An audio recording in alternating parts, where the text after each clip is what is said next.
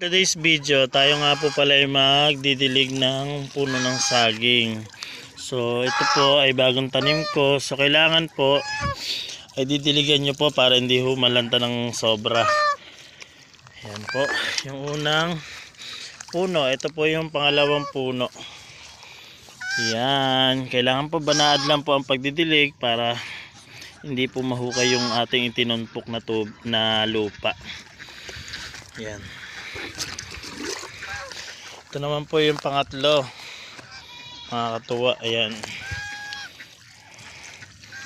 Ayan. Kailangan po yung palibot ng puno madiligan natin para kapit na kapit po yung tubig doon sa ilalim.